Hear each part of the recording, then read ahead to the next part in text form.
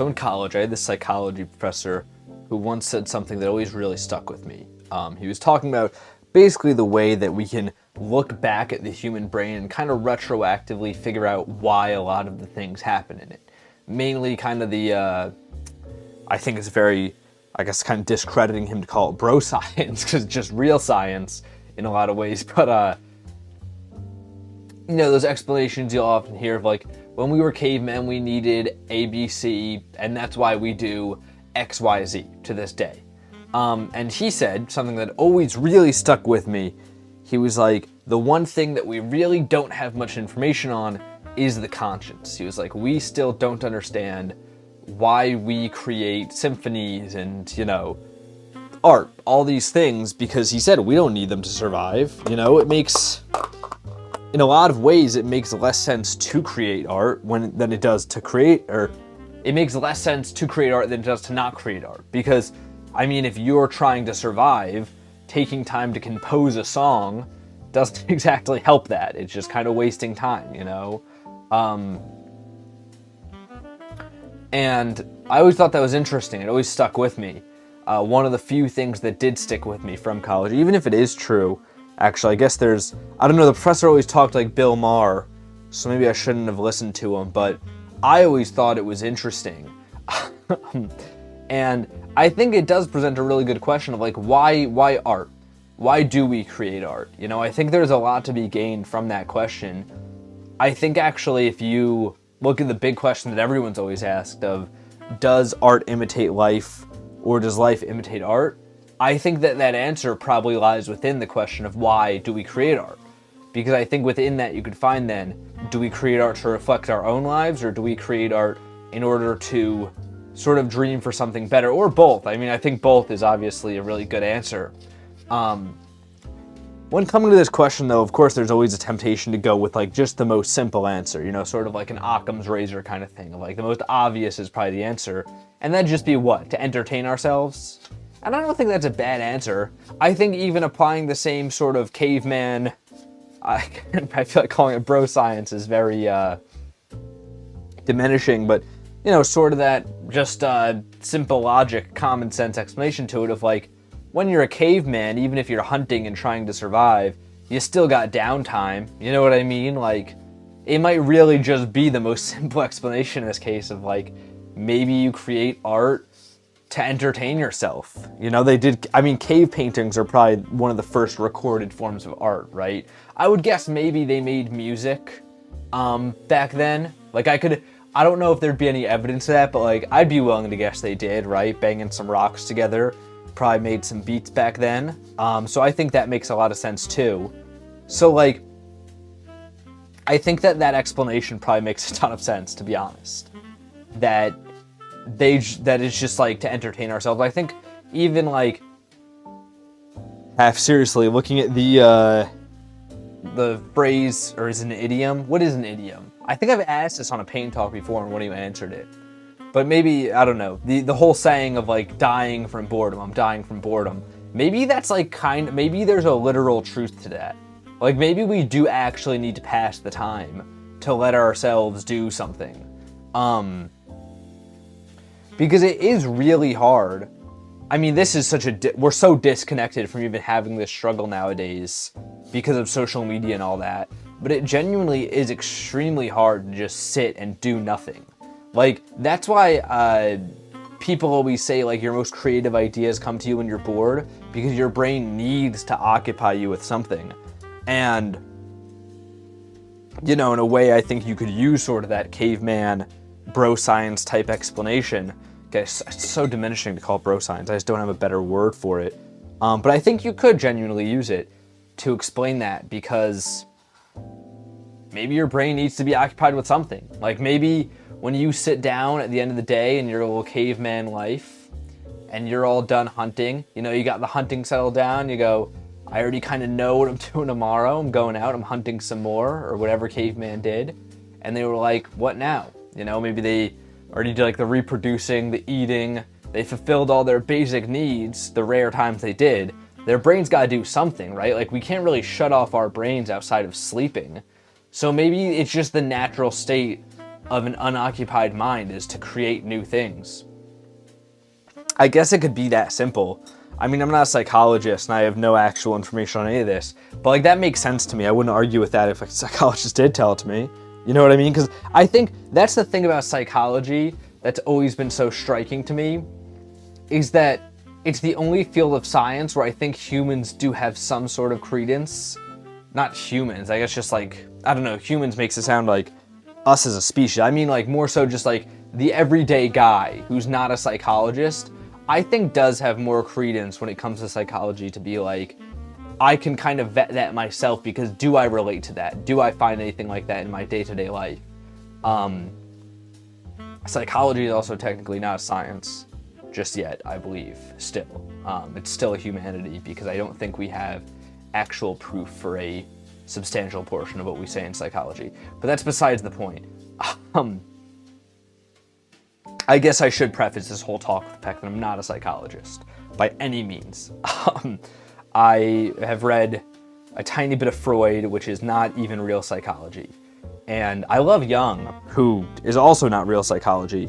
But like as far as like real psychology stuff, like no, I got nothing. Psychologists scare me because they're always doing stuff to figure out stuff. That made me sound like a caveman. No, but like they're always like you never hear about a psychology experiment that's not pure evil. It's always like, you guys hear about that guy that raised his kid with a monkey just to see what would happen?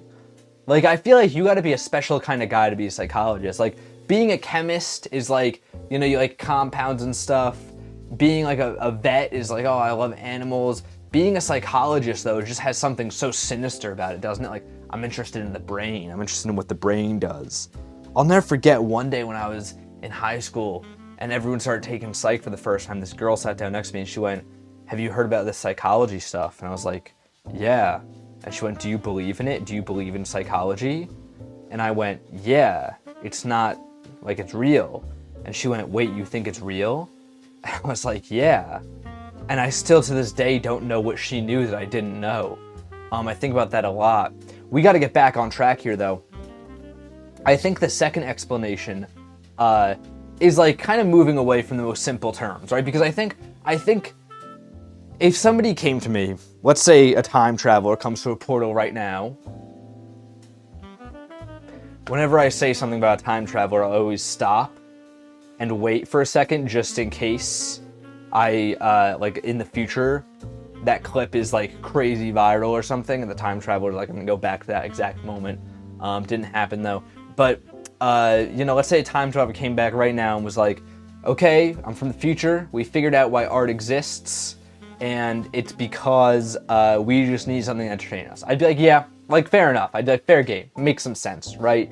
However, along with that, I will say, I think there's a lot of room too, since this is so interpretable, for maybe a little bit of a more extrapolative explanation, if you will, something a little bit deeper. And I do think that there's a case that art serves as almost the natural coping mechanism for humans. Obviously, I don't need to tell you guys, because you're all humans watching this, unless there's some sick and twisted robot out there, that like it's a natural desire that humans have to cope with things, right?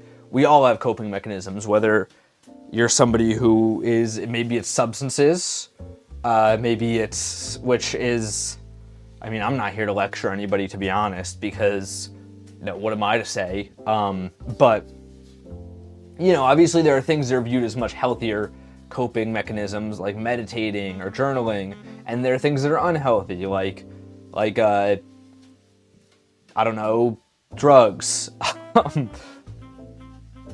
Like there are so many things, and I think it makes sense. I think I can state it as a fact. Like, we all do need something like that. We need a coping mechanism, whether it's, again, drugs or journaling. I think for me, reading's a big coping mechanism, right? And I try not to be too judgmental because I think just everyone needs something different. You know, I've met people that have done everything from meditating to things I don't even know if I can talk about on YouTube. You know what I mean? And like, I try not to be judgmental because how is me reading and painting any more productive than anything else? You know what I mean? So I think everyone has their own coping mechanisms. I think maybe art is the natural coping mechanism of humans, right? if we go back to this whole caveman thing we're kind of talking about here, you know, if you're sitting in the cave and you hunted, it was a bad hunting day, and maybe your caveman buddy died, right? We need something, right? Like, you can't, like, there's no like version. I mean, I don't know when they had like discovered drugs, but like, I'm gonna guess that in this cave that I've invented here, there's no such thing as like as sort of a caveman drug. So you need to do something, right? You got to get out that emotion somehow.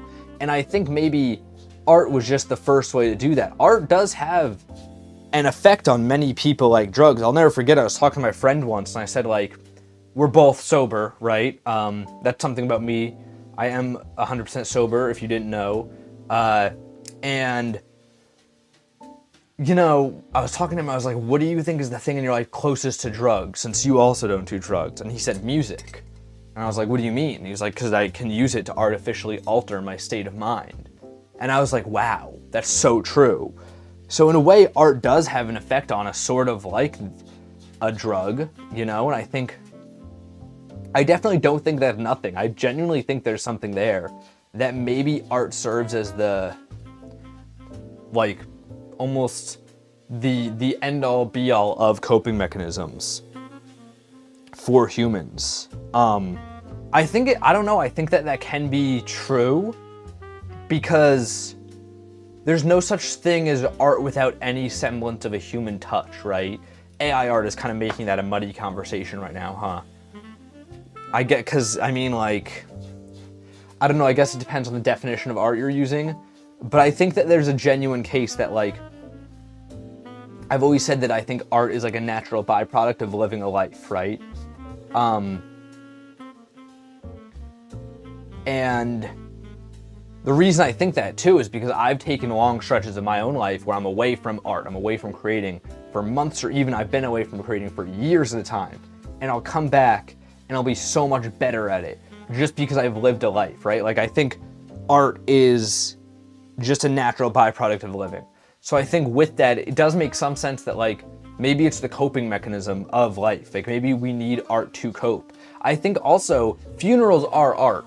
Like, there is, like, I know people, because I remember when I was younger and I was going to my first funeral, I said to my parents, I was like, because, you know, funerals are so close to when people die, and I said to my parents, I was like, don't they want a week? Like, don't they want some time to chill? Like, aren't they sad? Like, the family? And they were like, no, like, this helps them. This is a part of the grieving process. And I don't know how true that is for everybody. I mean, you know, I've never had to put on a funeral, thank God. I'm very blessed in that way, of course, but I've never had to put on a funeral, so I can't say if that's for everybody. But I always thought that idea of funerals as being a way to cope with a death being so interesting, because a funeral is an act of creation. You know, the first guy, I don't know the origin of the modern funeral, but let's say that they've always been somewhat similar, burying somebody and giving a speech. You know, let's just kind of extrapolate our own little fanfic about humans here, if you will. The first guy to go, old Jim died out on the hunt today, let's bury him and give a speech about him, that was art. Like, that is an act of creation. They made something there. So I think there's a sense in which art just is the coping mechanism for humans. And I think as time's gone on, like, we've had art about such more complicated things. You know what I mean? Like there's art now about literally everything. Every emotion on earth has art. And I think that almost presents a case that, like, as time's gone on and we've grown much further from art about death and, like, the core things about humankind, right? And we have art now about, like, in-depth philosophical topics, that it's almost just any sort of coping going on for the friction that occurs between oneself and the world around them. You know what I mean? Like, inherently just by living your own life and being a human being, you have some sort of friction with the world around you. It can be as simple as some people are lazy. They don't want to work, right? And that is a sort of friction with the world around them. It's one that a lot of people look down on, but that is a friction. You know, those people on Instagram going like, I don't like working. I'll never work a day in my life. As much as people always hate on them in their comment section, that's a friction with them and the world around them. And the people hating on them and looking at them and going, you're lazy, is another example of that friction. The way the world is set up, for better or for worse, is at odds with the way this person naturally best exists, right? And art will come off of that.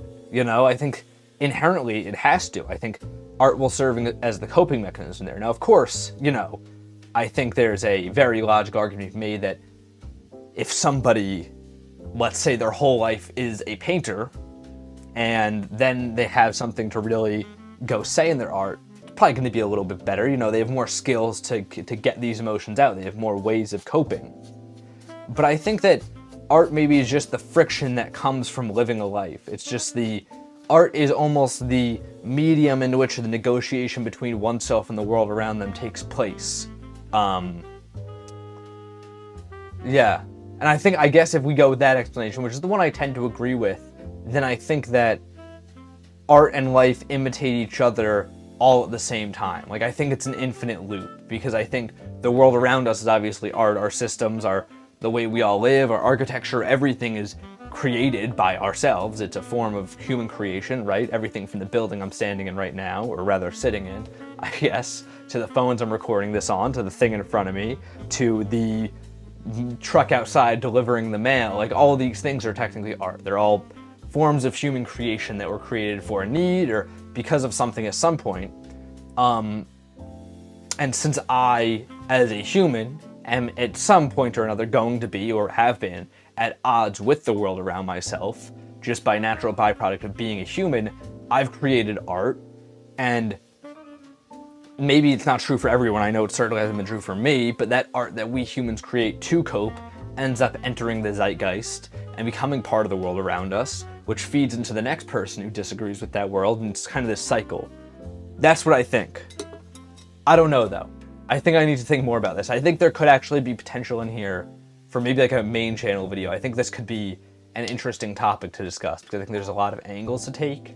And I think the idea of it being like, almost like, you know, Oberos, the snake in Nietzsche's philosophy of like the snake eating its own tail, I think there's an interesting idea in there that could be art. Like, not the drawing of the snake, more so like that is what the creation of human art looks like. We're creating the culture creates more art because we're at odds with the culture, and then byproduct of that, somebody else will, and that creates more. Like, I think it might be an infinite cycle. That could be interesting. I don't know. This is the painting. This is actually an attempt to paint a very similar thing to what I painted in Paint&Talk. Oh my god, I want to say 13. This was a long time ago, but I want to do an eye now, and I want to just do a little, I don't know, I think I kind of just wanted to do it again because I always liked that painting, and I thought it had a little bit of interest to it. Obviously, this is a head, this is a collar, eye, nose, it's a guy kind of looking over his shoulder like that. So yeah, I just think it's cool. I mean, not much to say about it. It's just kind of a neat picture. I like the texture here a lot, but yeah, go check this out over on the Instagram. And until next time, guys, gals, and pals, my name is Matt Kasice. This has been Paint Talk episode 126. I'm here every morning, painting and talking with you all.